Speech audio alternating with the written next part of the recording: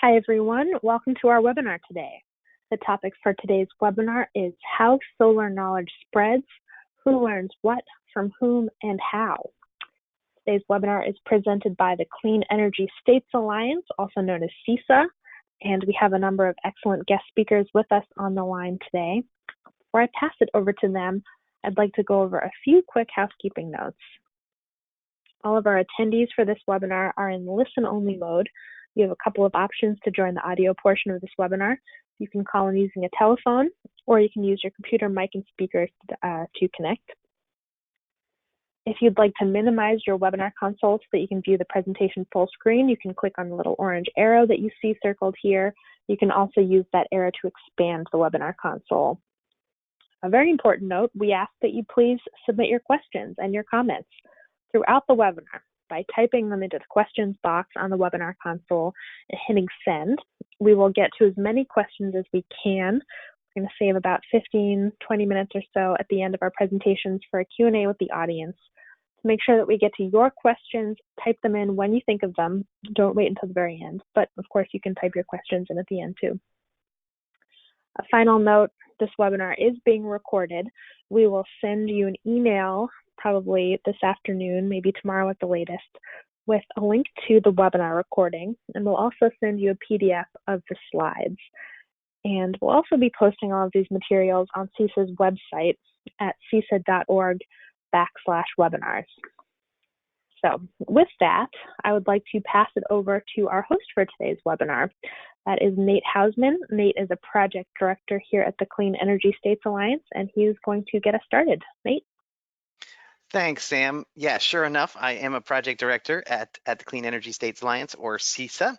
And just a quick note about who CESA is. We are a national nonprofit coalition of public agencies and organizations. We work together to advance clean energy. We're mostly comprised of state-level agencies, and you can see our members on this slide. This webinar is about how solar knowledge spreads. The bulk of the presentation will be from researchers at the University of Texas at Austin who have been exploring this topic. Their research was supported by an award from the U.S. Department of Energy Solar Energy Evolution and Diffusion Studies, or SEEDS program. And before turning it over to them to talk about that research, I want to give Zachary Eldridge, a technology manager for the U.S. Department of Energy Solar Energy Technologies Office, an opportunity to tell us more about the SEEDS program. So I'll introduce all three of our panelists, Dr. Eldridge, as well as the researchers from the University of Texas at Austin, Dr. Rye and Dr. Beck, and then I'll turn it over to Dr. Eldridge. Dr. Zachary Eldridge is a technology manager for the U.S. Department of Energy Solar Energy's Technology Office, or SATO. His projects are focused on how the solar industry can contribute its growth by continue its growth, by promoting the spread of information and forward-looking visions for renewable energy economies.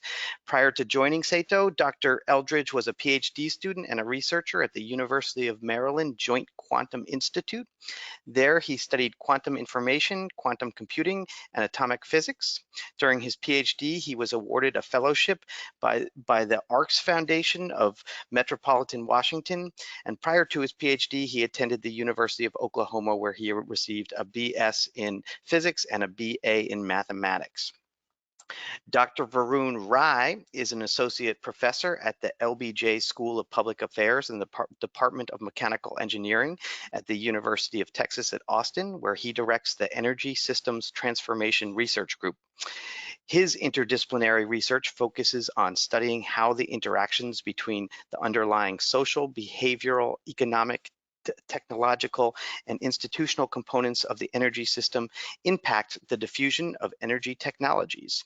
He was a Global Economic Fellow in 2009 and holds the Elspeth Rostow Centennial Fellowship at the LBJ School. During the 2013 to 2015, he served as a commissioner for the electric utility Austin Energy. He's received the Association for Public Policy Analysis and Management's David M. Kershaw Award and UT's the Eyes of Texas Excellent Award. Dr. Rai has held the position of Associate Dean for Research for the LBJ schools since 2017. He received his PhD and MS in Mechanical Engineering from Stanford University and a bachelor's degree in Mechanical Engineering from the Indian Institute of Technology, Kharagpur. And our other panelist who may join in for Q&A at the end is Dr. Arian Beck. She's a research fellow in the Energy Systems Transformation Research Group at the LBJ School of Public Affairs at the University of Texas at Austin. Dr. Beck studies how interactions between the underlying social, behavioral, economic, and technology components of the energy system impact the diffusion of residential clean energy technologies and how information channels can accelerate the diffusion process. Dr. Beck has managed over $25 million in DOE EERE projects throughout her career. She has over 40 peer-reviewed paper and conference proceedings. Dr. Beck received her PhD, MS, and BS in electrical engineering from the University of Texas at Austin. Okay, well, with those intros out of the way, I'll pass it over to you, Dr. Eldridge. Thank you, Nate, and thank you so much to CESA for the opportunity to talk to you all. So as Nate mentioned, the research you're about to hear about from Varun and Arian came out of our SEEDS program, which focuses on data-driven studies of how solar energy evolves, how innovation happens, and how it spreads through communities and institutions. So it's been a few years since we ran SEEDS 2 funding opportunity, which was the funding opportunity that funded the research you're about to hear about. And we just released, my office just released a notice of intent about a funding opportunity that we hope to have out soon. And this will include actually SEEDS 3. So I wanted to have the opportunity to talk to you all to let you know about some of the things to be on the watch from coming out of DOE in the next, well, hopefully in the near term. Can we advance the slide, please? So SEEDS 3, which follows up on our SEEDS and SEEDS 2 programs, is going to continue examining innovation and behavior in solar energy. We're going to be studying how knowledge spreads in the solar ecosystem, so continuing to build on this work that we've already done about how information flows and how people learn things and what sort of where those gaps are. But we're also interested in this in broadening our scope beyond solar energy a little bit, looking at how solar adoption interacts with other energy technologies. So whether that's storage, obviously an increasingly hot topic, or electric vehicles come online, or energy efficiency, whatever.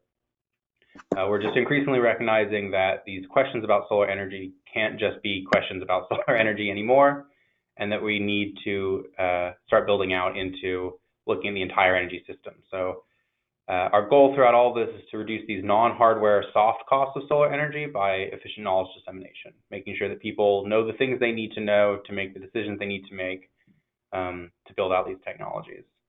So on the next slide, we've got a couple programmatic things just to mention. So the reason we do these is so that the research community can get a heads up on things that might come out of our office soon. So these are anticipated to be awards that will run for 1 to 5 years. Further details will come if and when a full funding opportunity announcement is released.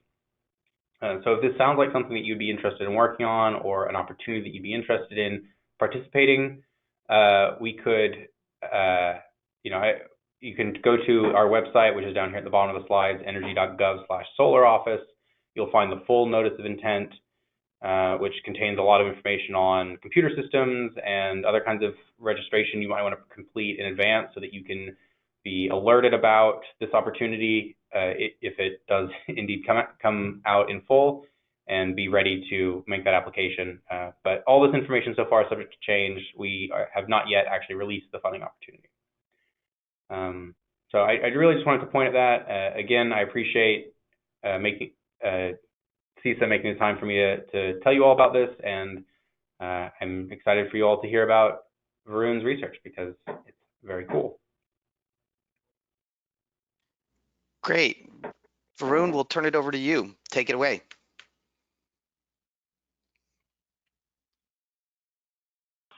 Great. Good morning, good afternoon. I'm Varun Rai from the University of Texas at Austin, and I'll talk to you about this really amazing project that was supported by the Department of Energy. It's near the very tail end of its 3-year performance period. It's a multidisciplinary team from multiple organizations. Dr. Henry from Arizona. We have collaborators from UT Austin, Dr. Hanna and Dr. Beck. University of Wisconsin-Madison, Dr. Nemeth, Bill Rand from NCSU, and then also consulting from Research into Action. They all participated. It's been a really great collaboration working with these people. This project, the focus of it is really understanding the role of learning and knowledge in reducing solar soft costs. What I'll do over the next 30 minutes or so is give you a very high-level view of what we've done, what we're learning, and the implications of it for policy and markets. But there's a lot of detail behind it, so we'll be very happy to go into the data, into the modeling, and how we came to those insights. But I'll try to stay as high level and focused on the insights and implications as possible. And as Nate mentioned, we also have Dr. Ian Beck with me, and she will chime in to fill in gaps or provide additional information during the presentation or also during the Q&A.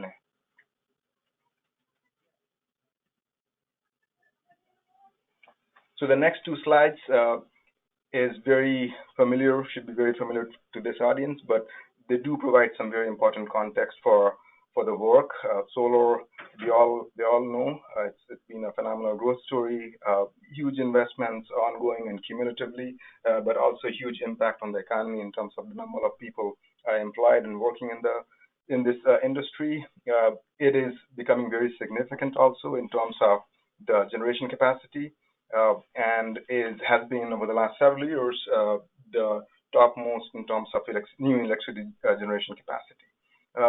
Something from the policy perspective, and certainly in the popular discussions, a lot of the focus is on the solar hardware. That has certainly changed. So, for example, the SEEDS program from CEDO certainly has identified aspects of the non-hardware portions, but generally a lot of focus, including in research and scholarship, has been on the hardware portion. But a bunch of the really interesting work actually happens downstream in the broader ecosystem. About 60% of the new solar capacity is in large utility scale projects, but 40% is in the distributed side, both commercial and residential. And within the residential sector, it's a very skewed distribution. The top 1% of the installers have a very large fraction, over 50–60% of the installations. But then there is a very long tail. We have worked with the Lawrence Berkeley Lab with their tracking the sun data set, and as of 2016, it's been over 2,400 installers, and that number keeps changing, but gives you an idea of the scale of how vibrant this ecosystem of installers is just in the residential sector. And so focusing on the non-hardware portion becomes very interesting, especially given what we have seen in terms of costs over the last decade or so. This chart, again, very familiar to this audience, shows that costs have come down significantly on the hardware, not so much, certainly not in the US, on the soft cost side. And depending on what portions are counted in soft cost, about 60–70% of current install costs in the residential sector can be attributed to soft costs, which are not decreasing. So they're either flat or increasing. And this really has brought the soft cost aspect to the fore in terms of understanding what is driving. A lot of the work we've done in the past, even before this project started about 3 years ago, showed that there's a lot of variation, even within soft cost. When we control for the installer's age and size and so on, even with all of those controls, there's a lot of variation in terms of what drives soft costs. And this project is really about getting into those factors and those drivers with a focus really on learning. And so essentially what we find through work we have done in this project and other work we have done with collaborators at Yale and Wisconsin and Lawrence Berkeley Lab is that learning overall accounts for a very significant portion, about over 20% of potential for soft cost reduction. And there are several different components to it. The largest being what you see here at the very bottom, learning by doing. So this is very simple. You do more of the same thing, you learn, you become more efficient, and that's where you gain reductions or opportunities to reduce costs. But then there are other types of learning which are very important in terms of reducing costs. So learning by interacting. So your partners or your suppliers, your other collaborations that you have.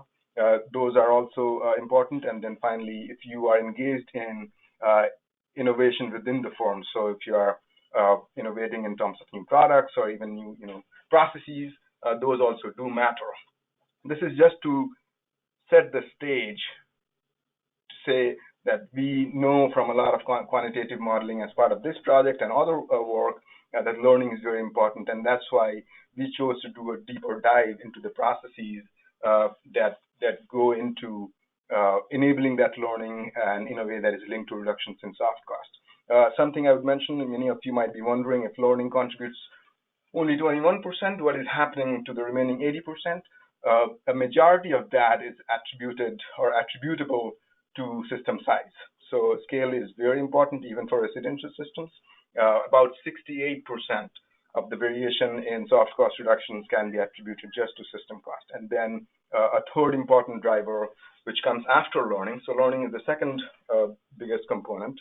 The third important is the labor cost. So variations in regional or local labor costs are a significant contributor as well. But this project really focuses on the aspect of learning and what goes on within these different facets of learning and how they impact soft costs.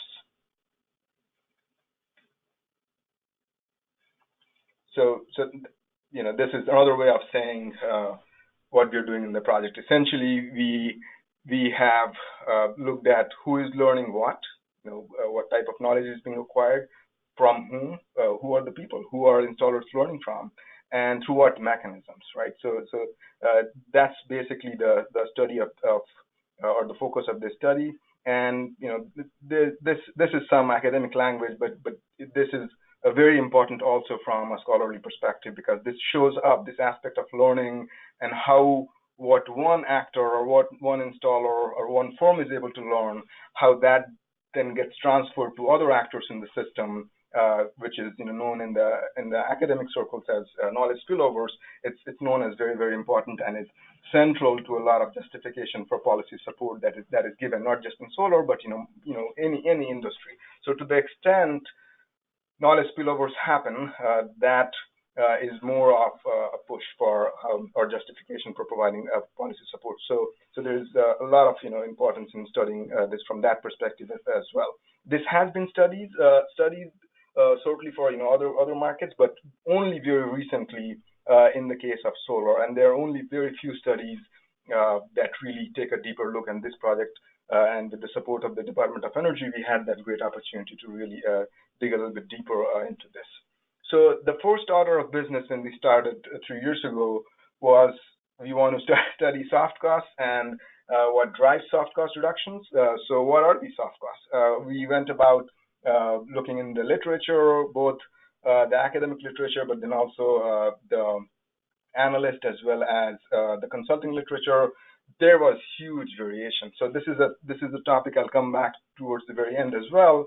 In terms of how people understood what soft costs are, how they spoke about it, but then also what was included in different aspects of soft costs. So we spent a lot of time, a significant portion of time the first year, doing a very comprehensive bit of work in really teasing out and making this very systematic. We identified, you see these circles spread around the soft costs. Those are the ones that we identified as the main higher level aspects of soft cost. As I'll show you later on, each one of those is further broken down at multiple levels as to what's really entailed. So for example, take customer acquisition or finance.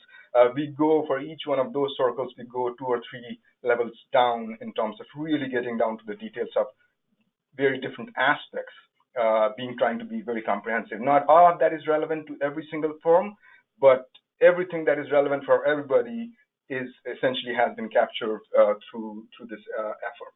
So that was the first order of business for us, and that really became the platform that we built into all the data collection we did. So as I'll show you on the next couple slides, that we have gone about asking or answering the questions of interest, so learning and knowledge and how knowledge spreads in the solar ecosystem, using the soft cost levels that I showed you, but then opening each of those circles through multiple different data streams and analysis. I'm not going to go through this in much detail, but essentially you can ask the same set of questions from a different perspective as to, first of all, clarifying what soft costs are, then identifying what knowledge is relevant for those soft costs, identifying how firms gain that knowledge, then who they learn that knowledge from, and then more importantly, really putting a magnitude on these types of flows and the impact on the soft costs. And we do that using a number of different data sets.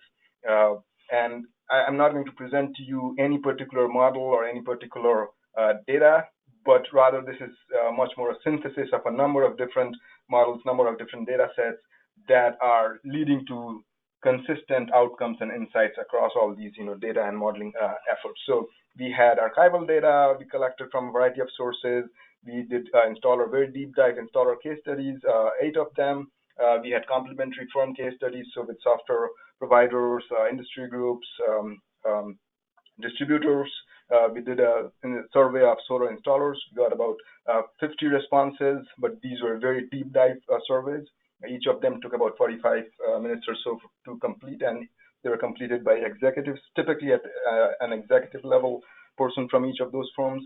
We also worked with LBNLs tracking the sun data set, as well as we created a patent data set for balance of system patents by the installers and other actors in the ecosystem. And then finally, we also had access to, and created for that matter, a network data set of connections between installers and suppliers upstreams, in particular panel manufacturers and inverter manufacturers. So that kind of is the basis for what I'm going to present to you in terms of what's really is coming out of in terms of learning and insights from the project. So I'll over the next 2 slides, I'll jump right into those higher level insights, and then after that, I'll give you a little bit more detail as to where we are getting those insights, and then share with you more of the interesting facets as well.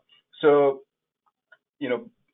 through a number of these efforts, the starting point that knowledge spillovers are important, and learning is important, that got reinforced. As I mentioned, we learned that about 20%, a fifth of the potential for soft cost reduction lies in knowledge and knowledge spillover related aspects.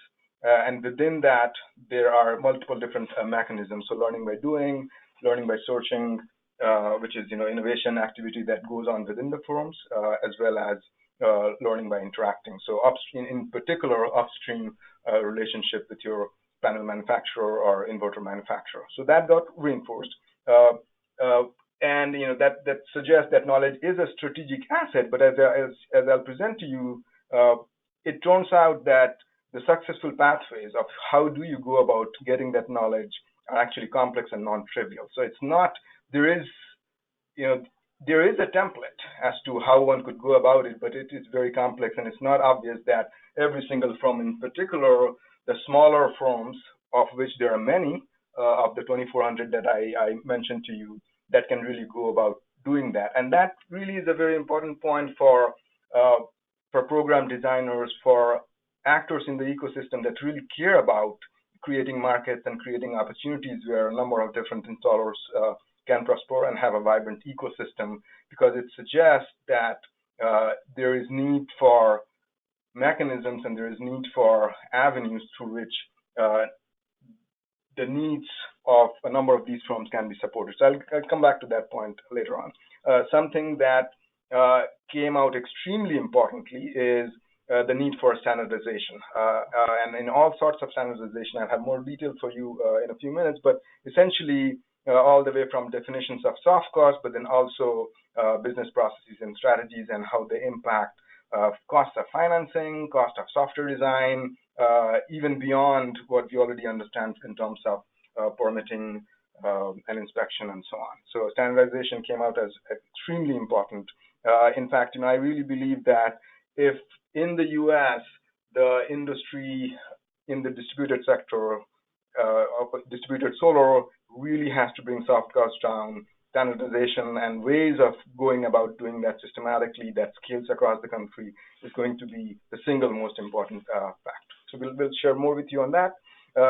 We also found that there's high variation. This is related to the previous point on standardization as to why has it been difficult. And if you want to really puncture this issue of standardization, what really needs to be done, it also is not just the regulators or the utilities, but also how firms go about their own processes that leads to that bottleneck and barrier.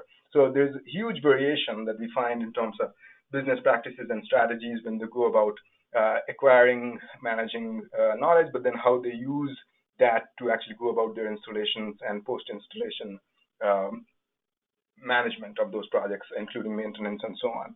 And as I'll share with you, that variation is really very fundamentally limiting to enable other sorts of solutions, for example, software design that can really help reduce costs for a much broader set of installers. So it's an important one. And then the last one, again, that one is not surprising. It's been known, it's been around that regulatory and utility processes around permitting, inspection continues to create bottlenecks. But we find that it's not gone away despite a lot of effort and work. Somehow those do not seem to have added up, at least not until last year. So these are kind of some of the main insights emerging, leading us to propose these four main ways of trying to address those bottlenecks and really going after soft cost reduction. So, and our four recommendations really include both top-down, so policy or program design related aspects, as well as bottom-up, so firm level approaches for facilitating and accelerating potential soft cost reductions. Especially focusing on learning, experience, innovation, and strategic networks. So I'll go one by one, and then after this slide, I'll give you details of most of them, three of them, and a little bit more details on them. So the first one is supporting the whole ecosystem, and that's about taking a very integrated approach. There are multiple. What's fascinating about the distributed solar industry is there are multiple facets of the business, and that piece is not very unique. All businesses have different aspects, but couple that with a very high upfront cost from the customer perspective, which is not very common. There are only very few things like that. So college education for kids, perhaps buying a vehicle if you're paying upfront, or buying a house, which is a much larger purchase. But solar really figures somewhere in that category of very low frequency, high upfront cost, makes it very unique. And then there are other aspects of really the technology changing very fast, and so on. And these things there are multiple pieces that are moving at the same time. And as a program designer or a policymaker, if somebody is trying to really support the industry in a way that it has strong legs and is able to reduce costs and really grow, you have to pay attention to all these or many of these simultaneously. Just focusing on one part can go just a little bit, but the soft cost reduction really asks for an integrated approach, because this is a chain of different links, and all of them are important, basically. Then the second one is fostering experience, so that's on the bottom left, and that is about more directly, it's about supporting demand. So what we have seen in terms of either tax credits or different types of rebates, they do have a very fundamental role. There's a lot of nuance to it, and that's the one where I'll actually probably save for Q&A and not present too much more detail. But I'll mention at this point that the learning by doing is a very, very significant portion. It comes out as in all the models we do as a very significant driver of soft cost reduction. What is very interesting about that is it's really learning at a very local level. So when a firm is, by local I mean, let's say a county that's the unit of analysis. We have other units of analysis and multiple definitions of what a market is, but let's say a county, it really matters for at the installer level how much installation you have in that county, and that has a huge impact, very significant, as well as in significant, large magnitude in terms of your cost reductions in that county. What the same firm does elsewhere, outside of that county and in other states, also has an impact, but it's a much smaller impact. So even the within firm learning, it is while it is significant, it's not as high in terms of importance. It's the geographical relevance is not as much, and also it gets harder to even transfer knowledge within the firm, right? And so the localized learning by doing is very important. And a straightforward implication of that is that local demand matters, and different jurisdictions and cities and counties and states have gone about this differently. But what we are saying is all of those efforts in terms of supporting local demand goes a long way in enabling firms to get to the stage of learning where they are starting to see significant reductions in cost as they scale up their own operations. Right. So this is a very firm level insight, but something that is pretty profound in terms of its implications for soft costs. The third one is look for opportunities to standardize. I already emphasized this. This is going to be, I think, this should be the key focus for all the actors, for the agencies who are interested in this, but then also for the utilities or program designers or other industry groups who are really interested in helping the industry move forward, is identifying opportunity to standardize, and we'll get into more details of that. And then finally, this is something which looking back sounds very obvious, but something that surprised us in terms of how frequently and how prominently it came to us from the different data sources, which is educating the customers. I started working in this area about 10 years ago, and literally from the first month, I knew this was important. I had worked a lot, but after 7-8 years working in this area, coming back and this issue persisting so heavily, especially in the context of very rapidly changing technology, surprised even me. And so we'll come to that, but that's another area where still there's a lot of scope, and especially as we go out from these early phase of adopters who are very eager, who are very savvy, pretty well informed, and typically have good resources that they can bring to bear to install the systems.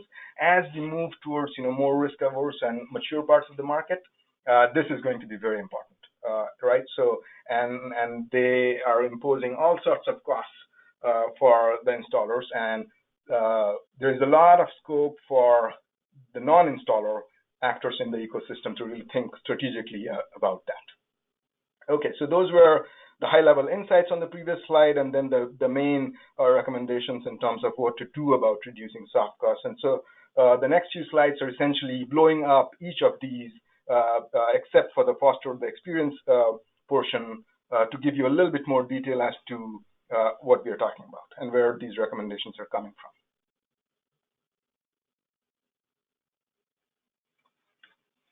So the first one, support the whole ecosystem. And this is a very busy slide, but the intention is not for me to go over this or for you to read this. These are all quotes from our interviews and some other comments we received, and essentially just to highlight what really an installer, and many of you on the call might be one, and in that case you would identify with this. But essentially, to really survive and do well as an installer, you have simultaneously to pay attention to learning information, and that information may be changing by the day, by the week, by the month or year if it is new technologies. But then also, where you get your supplies from, the distribution channel, how do you manage the logistics, software and IT within the form of managing all of this information and data, customer relations and so on, and then as well as financing. And this is not a comprehensive list, but just gives you an idea of what all is entailed when you're looking from the shoes of an installer. And all of them, are actually very important, right? You take away one, and the whole business actually crumbles down. You could do a few systems, and you can be in the market for a few months or a couple of years, but really to have a sustained presence and success as a business, really it's the ability to manage all of these things.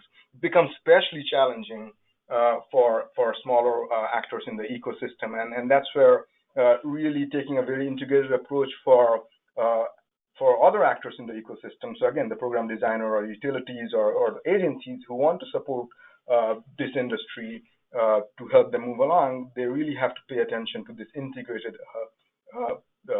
picture. This let me take a minute to tell you what you're looking at here. But essentially, the point I'm going to make on this slide is that third-party firms in the ecosystem, so non-installer firms, are actually very, very central in terms of moving information and learning around in the ecosystem. Something that we expected when we started the research, but when we collected the data, we really understood in much deeper level as to what is happening and through what mechanism. So in many ways, this is a central slide that responds to the high-level question we posed, which is who learns what and from whom, right? So what you're looking at on the left column here is a response to question as to my firm has previously shared information with, and you have a number of different actors. So with direct competitors or with non-competitors, but in the solar sector, so those would be software providers or distributors or manufacturers, and then non-solar actor as well as other trade organizations. So essentially, who are you sharing information with?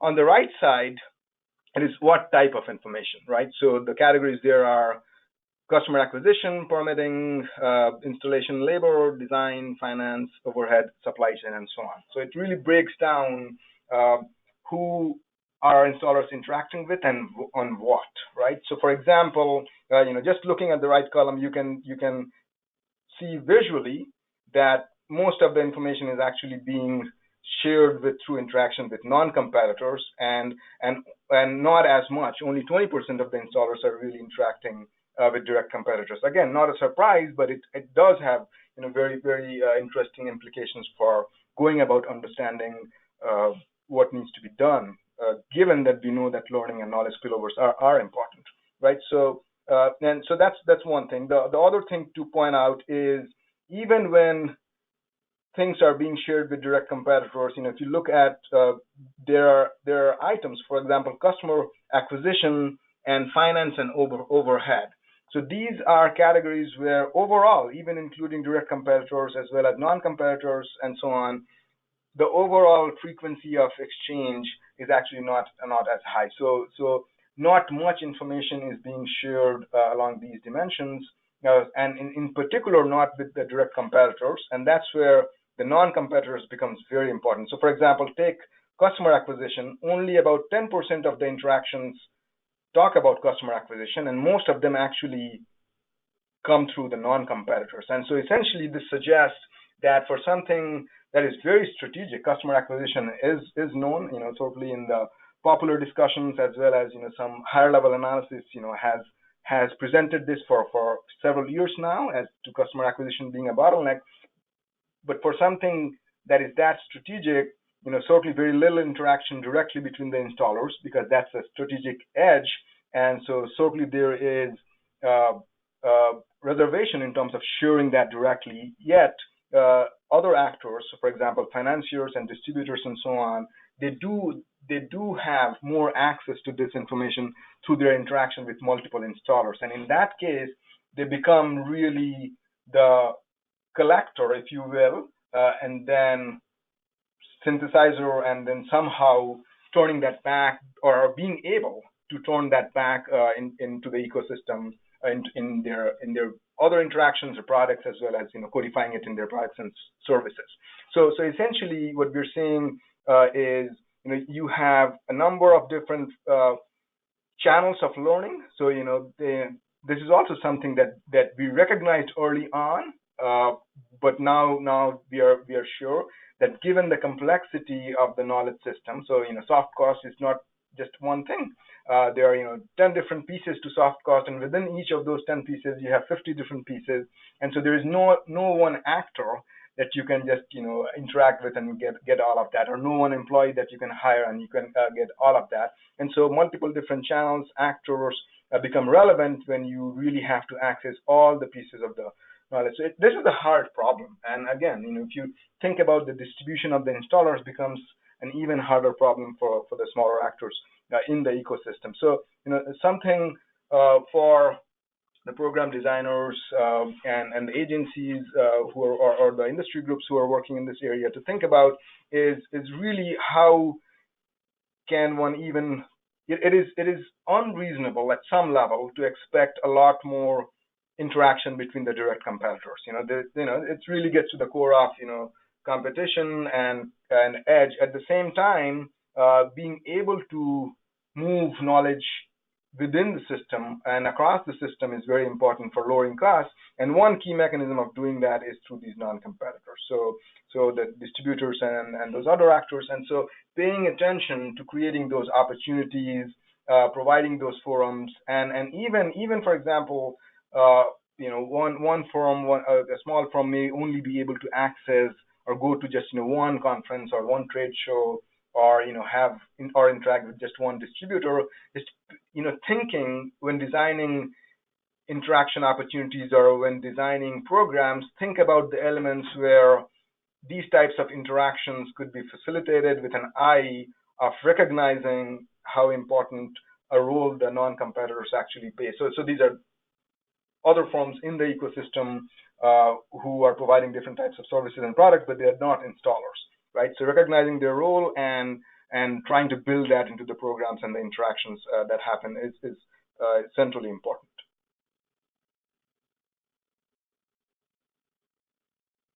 So moving on to the topic of standardization, again, these are several codes that really bring to fore in a very nuanced way how this matters, but essentially a lot of variation in different types of rules, across the market, something, that this audience certainly knows from before, but it really also highlights, what it does when you are an installer. What it really means is you really have to, for working in every different market, you have to maintain different types of, maybe even systems, or at least certainly different types of data or data sets, and be able to speak back to those requirements. So that's just one aspect, but it does flow across very importantly when you look at it in a more detailed fashion. So some of the data we collected as the installers in the survey, how much time they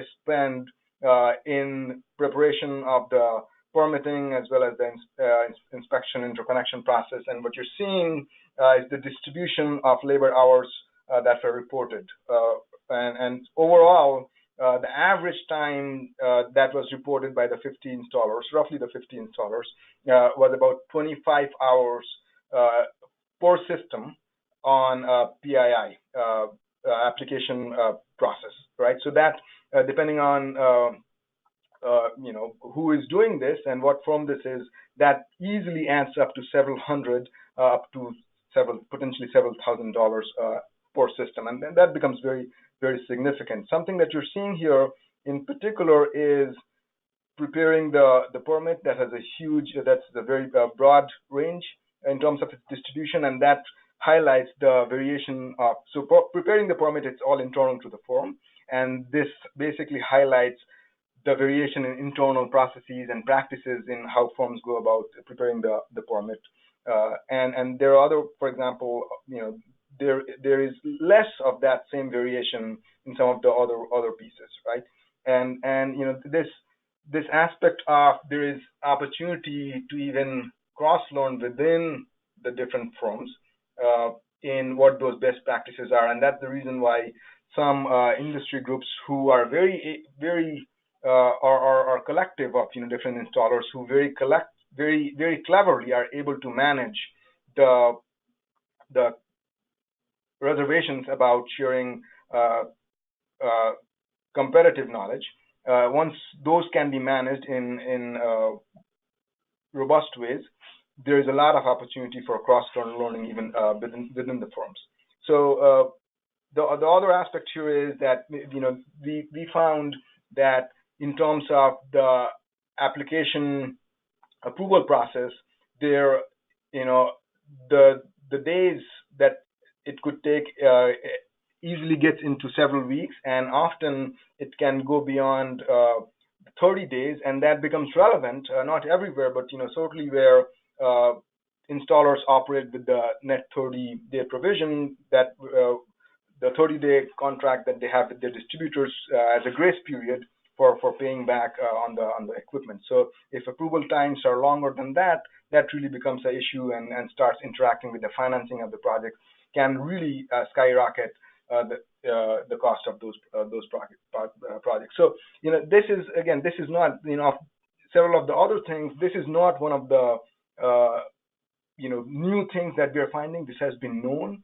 but just some of the more nuanced learning in terms of what we are observing for opportunities for cross-learning within the firms. How do you go about organizing that? So managing aspects of competition and yet being able to facilitate, but then also the approval process and how it interacts with the financing systems.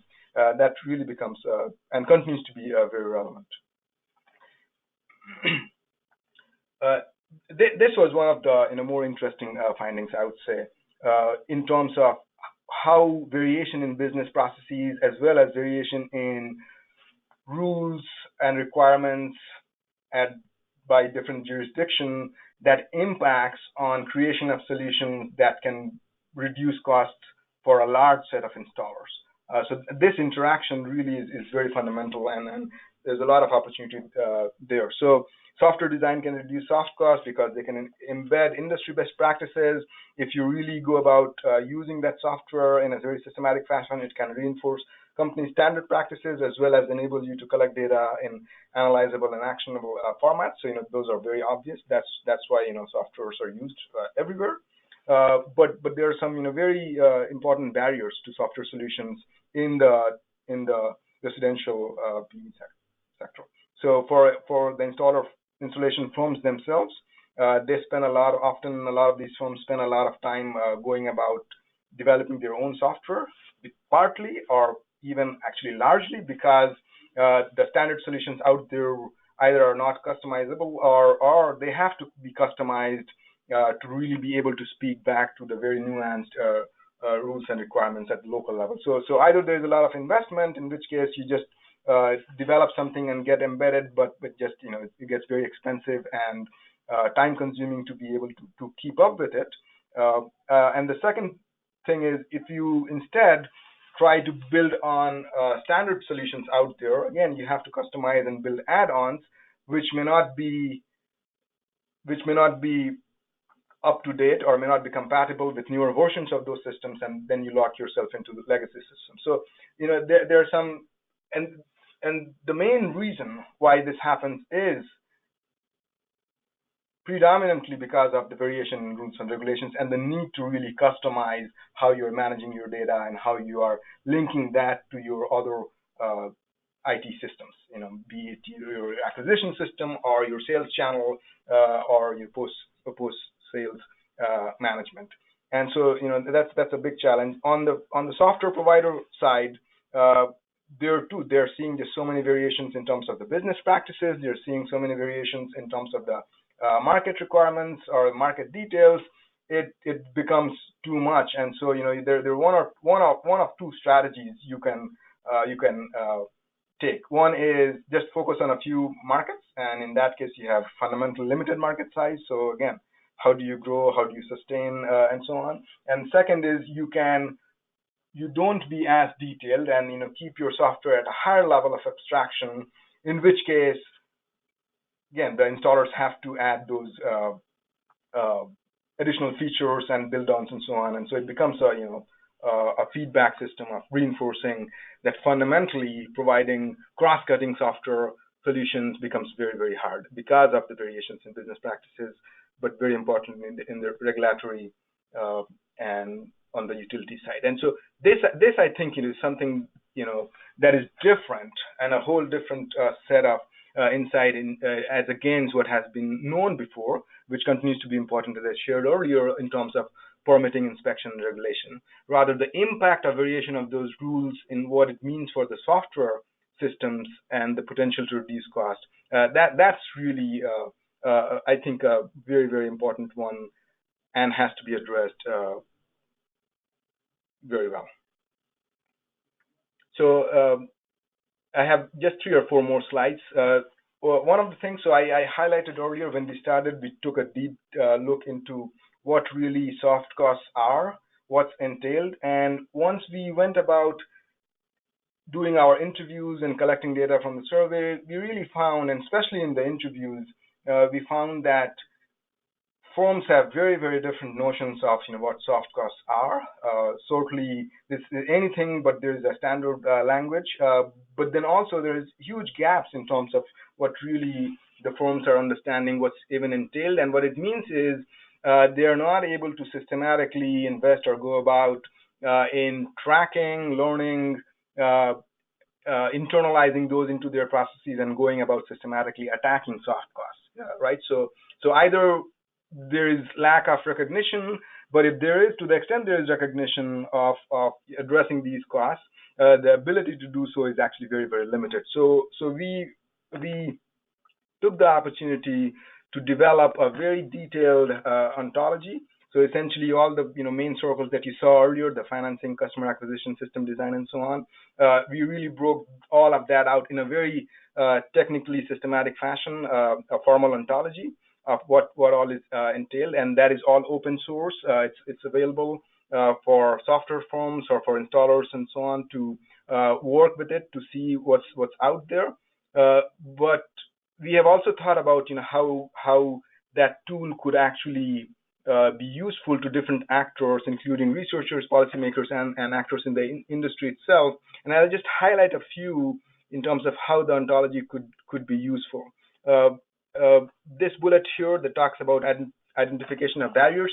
So that's essentially, if you are a utility or a program designer, essentially you could use the ontology to request a very standard set of data back into the program that can allow you to track and benchmark evolution of your local or regional industry in a very, very systematic fashion, but in a way that uses very parallel language that is standard and is potentially being used by others. So this is something for actors like utility groups or even CETO to keep in mind as to how can different actors be brought to understand the real importance and power behind using something that is very robust, but then also standard in terms of going about collecting, standardizing, comparing, and understanding how and tracking and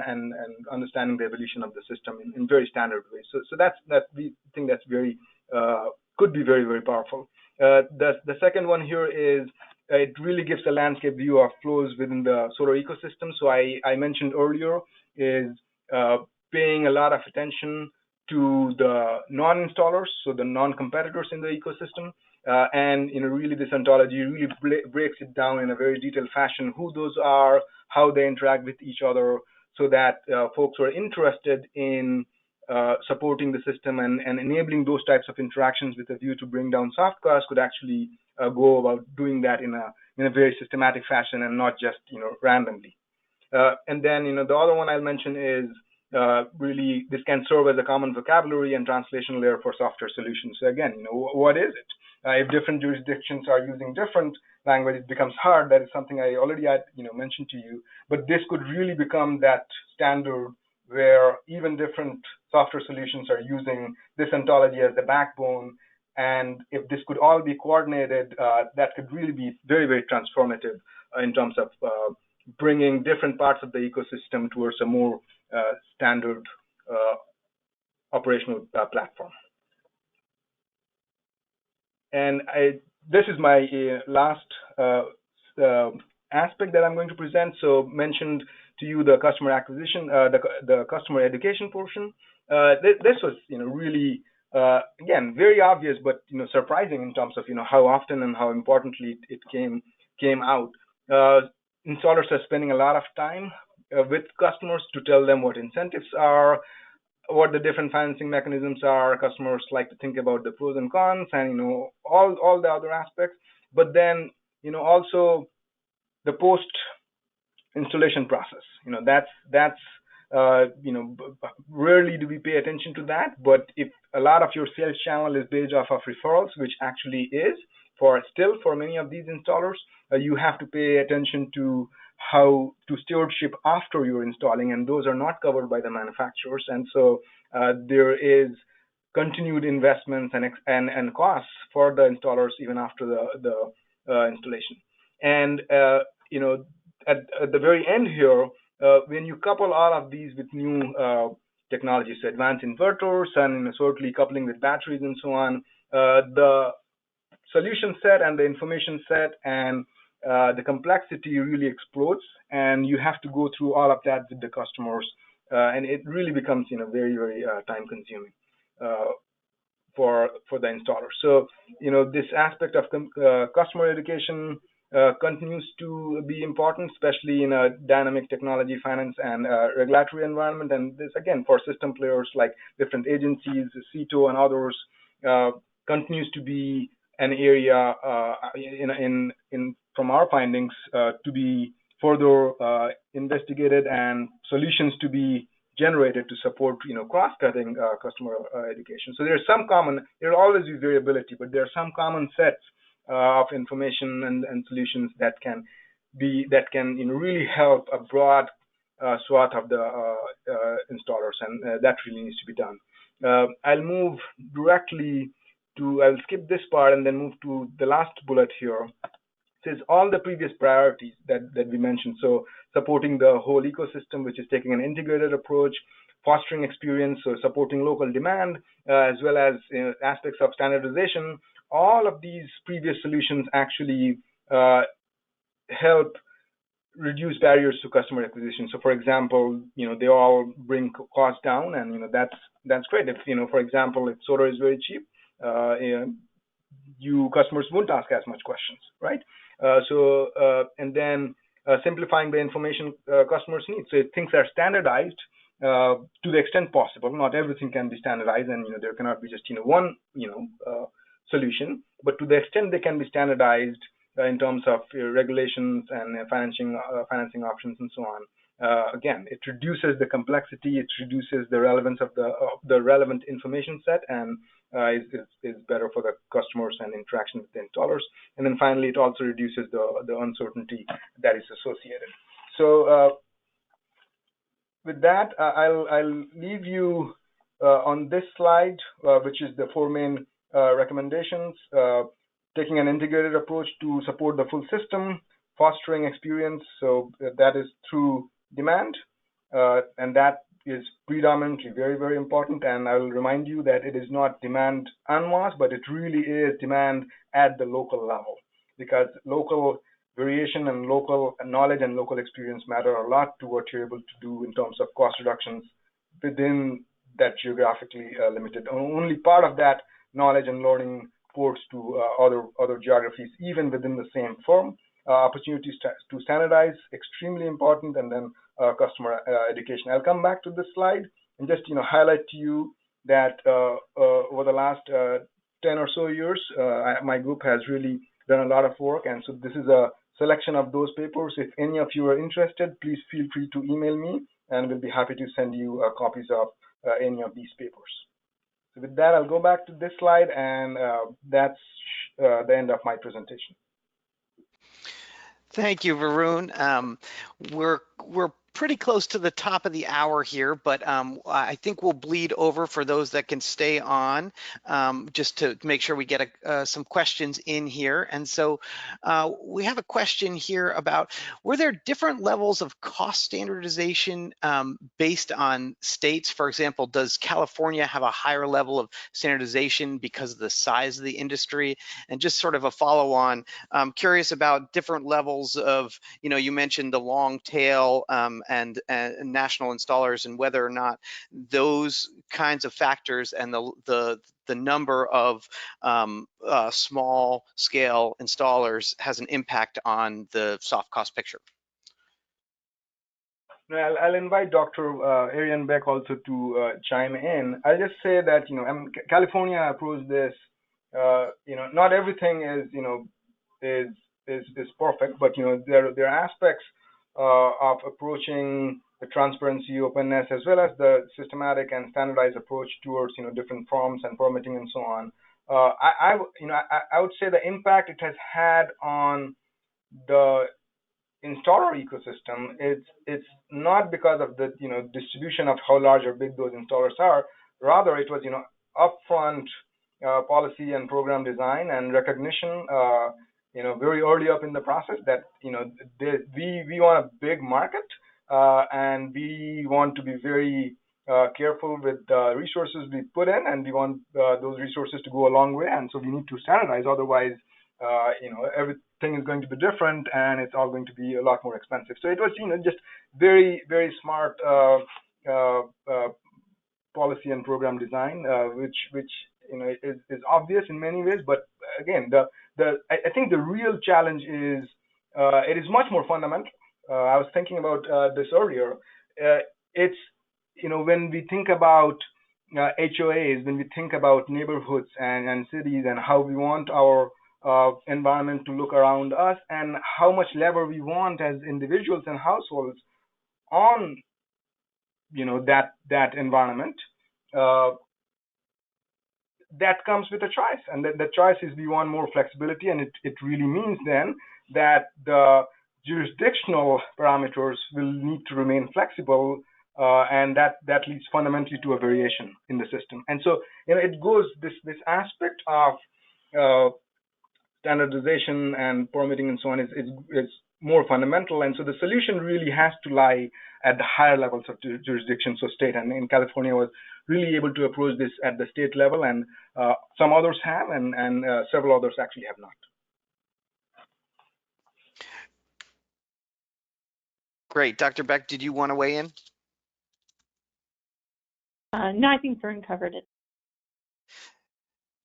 Gotcha. So are you seeing different levels of, in places where national installers have a greater market share? Are you seeing, you're not seeing considerable differences in soft costs?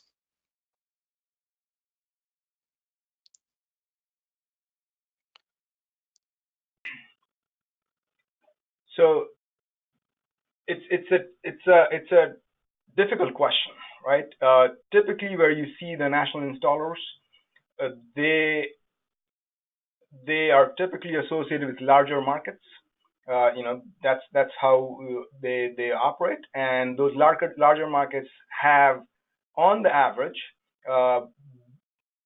they are farther along in terms of their thinking of standardization, not all the way along. And so what I'm trying to say here is there is a correlation between presence of national installers and lower soft costs, and that has to do just both with how these larger installers operate, and so it goes to business practices, goes to something I mentioned as the largest driver, which is system size.